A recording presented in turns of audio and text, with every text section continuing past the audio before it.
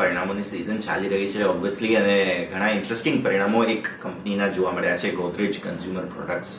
તમે નંબર્સ પર જો નજર કરો તો તમને ઇન્કમ 26% વધી રહી છે, તેમના માર્જિન્સ 15% વધી રહ્યા છે, એબિટા તમે જુઓ, બહુ જ ઇન્ટરેસ્ટિંગ નંબર્સ બધી જ જગ્યાએથી જોવા મળી રહ્યા છે, અને નફો 59% વધ્યો છે. તો આના પર વધુ વાતચીત કરીએ. जीसीपीएल ना फाइनेंस हेड समीर शाह અત્યારે આપણી સાથે જોડાઈ રહ્યા છે. समीर जी, बहुत बहुत स्वागत है आपका और गुड आफ्टरनून. और सबसे पहले तो जानना चाहेंगे, कांग्रेचुलेशंस आपको बोलना चाहेंगे अच्छे नंबर्स को लेकर, और मार्केट चीयर भी कर रहा है आज खास नंबर्स को लेकर. मार्जिन्स में थोड़ा सा हम देख रहे हैं कि थोड़ा सा मिस हुआ है, तो इसके रीजंस हम समझना चाहेंगे सर. हाँ जी, अगर आप देखें तो ओवरऑल कंसोलिडेटेड बिजनेस में हमने 100 बेसिस पॉइंट्स का मार्जिन ड्रॉप देखा है. जोग्राफिकली मार्जिन प्रोफाइल काफ़ी मिक्स्ड रहा है. इंडिया में हमने 480 बेसिस पॉइंट्स का ड्रॉप देखा है. इंडोनेशिया में हमने 230 बेसिस पॉइंट्स का इंक्रीज देखा है, और अफ्रीका बिजनेस में हमने 700 बेसिस पॉइंट्स का इंक्रीज देखा है. और लास्टली लैटिन अमेरिकन और सार्क बिजनेसेस में हमने 450 बेसिस पॉइंट्स का ड्रॉप देखा है. अगर हम इंडिया मार्जिन्स में डबल क्लिक करें तो 3 रीजंस रहे हैं ड्रॉप के लिए. First of all, higher vegetable oil prices and lag between increase in input cost and passing the prices to the end consumer, especially in soaps, उसके चलते हुए थोड़ा सा ग्रॉस मार्जिन में प्रेशर रहा है. हमने कॉन्जर्वेटिवली थोड़ा सा स्लो मूविंग इन्वेंट्री का भी प्रोविजन लिया है, उसके चलते हुए भी थोड़ा सा ग्रॉस मार्जिन्स में ड्रॉप दिखा है हमने.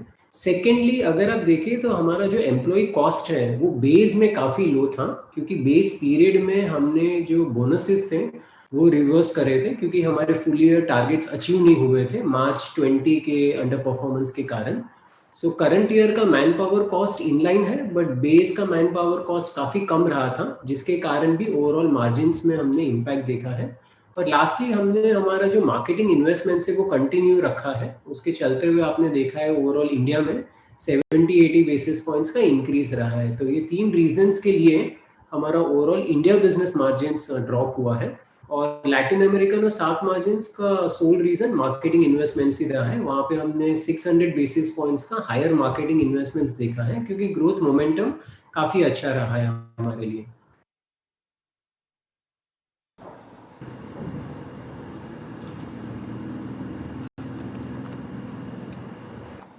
जी, साथ में अगर हम देखें तो प्रोडक्ट वाइज सोप बिजनेस ने एक काफ़ी अच्छा प्रदर्शन दिखाया है, काफ़ी अच्छा परफॉर्मेंस रहा है. क्या देख रहे हैं कि दूसरा जो जानना चाहेंगे कि दूसरे प्रोडक्ट्स की अगर डिटेल दे पाए, उनका परफॉर्मेंस कैसे रहा है. हमारा ग्रोथ काफ़ी ब्रॉड बेस रहा है पिछले क्वार्टर में, और ये काफ़ी हार्ट वार्मिंग है, क्योंकि हमने सोप्स में ओवरऑल 41% ग्रोथ देखा है. हाउस होल्ड इंसेक्टिसाइड कैटेगरी में हमने 35-36% ग्रोथ देखा है. और जो न्यू एज हाइजीन फॉर्मेट्स हैं उसमें भी हमने काफ़ी अच्छा स्केल अप देखा है. तो close to around 80% of the portfolio में हमने 35% प्लस ग्रोथ देखा है ओवरऑल. हेयर कलर्स में भी हमने 25% ग्रोथ देखा है, बट रिकवरी थोड़ी सी स्लो रही थी as compare to the recovery जो हमने Q2 और Q3 में देखी थी. और एयर फ्रेशनर्स और फैब्रिक केयर जो क्लासिकल डिस्क्रिशनरी कैटेगरीज है, वहाँ पे भी हमने ग्रोथ देखा था, और इवन 2 ईयर कैगर बेसिस पे हमारा ग्रोथ पॉजिटिव जोन में ही रहा था. सो डायरेक्शनली हमने काफ़ी अच्छा ब्रॉड बेस्ड ग्रोथ देखा है लास्ट क्वार्टर में.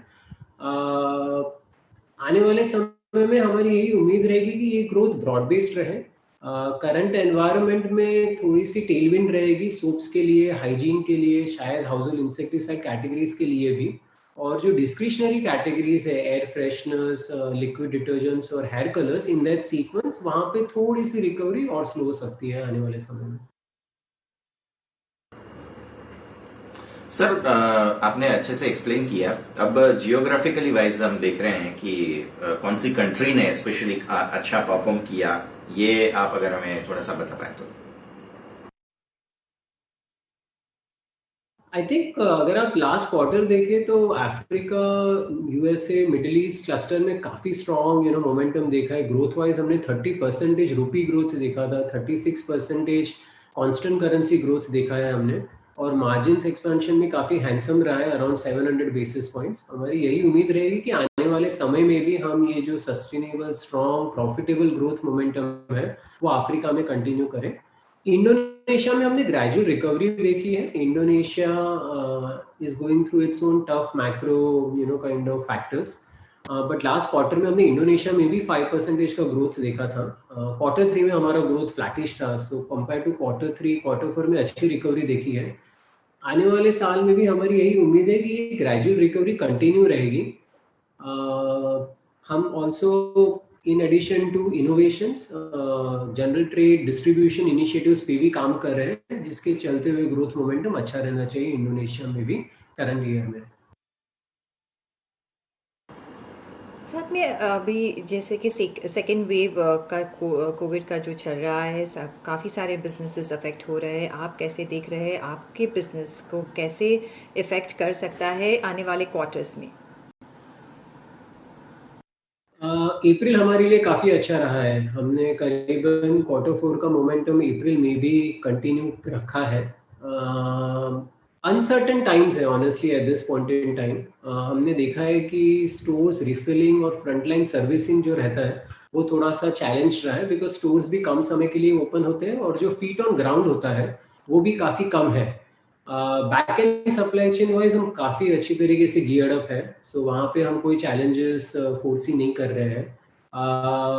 जैसे कि मैंने आपको पहले बताया कि कुछ कैटेगरीज में टेलविंड रहेंगे, जैसे कि सोप्स, हाइजीन फॉर्मेट्स, और कुछ कैटेगरीज में ग्रेजुअल रिकवरी रहेगी। थैंकफुली जो डिस्क्रिशनरी कैटेगरीज है हमारे लिए वो इंडिया में सिर्फ 20-22% सेलियंसी ही है, तो हमारा ये मानना है कि शायद 70-75% ऑफ द कैटेगरी में टेलविंड रहे, जो हम देखेंगे आने वाले समय में कैसे इवॉल्व और शेपअप होता है। ये एनवायरनमेंट में मार्केट शेयर गेन्स भी काफी अच्छे होने चाहिए, बिकॉज जो स्मॉल प्लेयर्स है वो ज्यादा स्ट्रेस्ड है। बड़े प्लेयर्स के पास एक स्केल होता है और कॉम्पिटिटिव एडवांटेज होता है, तो वो भी एक अपॉर्चुनिटी रहेगी। So let's see at least very short term next few weeks and month कैसे इवॉल्व होता है, बट फुल ईयर बेसिस पे हमारी यही एम्बिशन है at this point in time कि हम double digit profitable sales growth clock कर पाए। ठीक है सर। रॉ मटेरियल्स की हम बात करें अगर, तो उसके प्राइसेस जो है वो थोड़ा सा प्रेशर ला रहे हैं, स्पेशली उससे कोई असर आता हुआ दिखा? और क्या ये जो प्राइस हाइक हुआ है वो आप पास ऑन करने के बारे में सोच रहे हैं कुछ? हमने वेजिटेबल ऑयल्स में इंक्रीज देखा है, और vegetable oil is the big ingredient in soap category. ये 2-3 महीने से सिमिलर लेवल्स पे ही रहा है, कुछ ज़्यादा चेंजेस नहीं हुए हैं। हमारा ये मानना भी है कि आने वाले 2-3 महीने में शायद यही प्राइस लेवल्स कंटिन्यू रहेंगे। उसके बाद देखेंगे, ये अनयूजुअली लॉन्ग बुल रन रहा है वेजिटेबल ऑयल प्राइसेस में 9 to 12 मंथ्स का, जो हमने पिछले बहुत सारे साइकिल्स में देखा नहीं है। तो let's see how it goes after 2-3 months in terms of the direction. इसको हम मिटिगेट कर रहे हैं सोप्स में कैलिब्रेटेड प्राइसेस लेके, और ये अप्रोच हमारे लिए काफी अच्छा रहा है, क्योंकि हमने सोप्स में 40% ग्रोथ लास्ट क्वार्टर में देखा। फुल ईयर में भी हमारे सोप्स में 16-17% ग्रोथ था। हमने मार्केट शेयर गेन्स भी देखा है। सो हम ये स्ट्रैटेजी कंटिन्यू करेंगे। हम रेस्ट ऑफ द पोर्टफोलियो में भी सिलेक्ट प्राइस इंक्रीज इवैल्यूएट करेंगे, ताकि हम ये गैप को मिटिगेट कर पाए, और हम कॉस्ट सेविंग प्रोग्राम्स को एक्सिलरेट करेंगे। मार्केटिंग इन्वेस्टमेंट्स और सेल्स प्रमोशन इन्वेस्टमेंट्स पे थोड़े से जुडिशियस रहेंगे, at least in very short term, ताकि एट ओवरऑल लेवल हम ये जो मार्जिन्स हैं उसको मेंटेन कर पाए on a full year basis. Going forward अगर आप कुछ ग्रोथ गाइडेंस अगर हमें दे पाए तो? काफ़ी डिफिकल्ट है, क्योंकि अनसर्टन टाइम्स है in terms of outlook, but हमारी एम्बिशन यही रहेगी कि फुल ईयर में हम double digit profitable sales growth clock कर पाए।